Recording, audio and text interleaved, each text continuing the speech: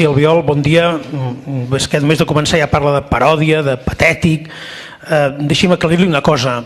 Quan parla d'autoritat moral i autoritat política, miri, sisplau, al Parlament, perquè és el reflex de la voluntat dels vots dels ciutadans. I aquí crec que hi ha representada autoritat moral i política. Vostè té el dret a pensar el que vulgui sobre els catalans que voten independència, però jo li demano que els respecti igual que tothom ha de respectar el que opini tothom, del que li sembli.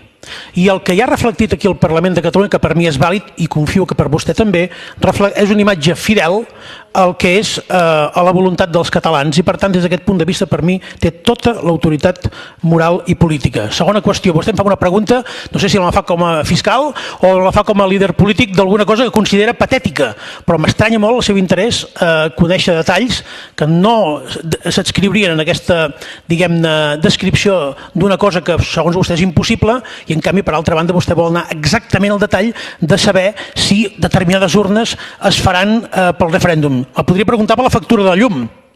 La llum que es facturarà i que es pagarà aquell dia que il·luminarà els locals electorals es pagarà perquè es faci el referèndum? Doncs clar, segurament sí. Ara, si m'està preguntant, a aquest referèndum hi haurà urnes? Doncs hi haurà urnes, efectivament, com tots els referèndums. Gràcies, president.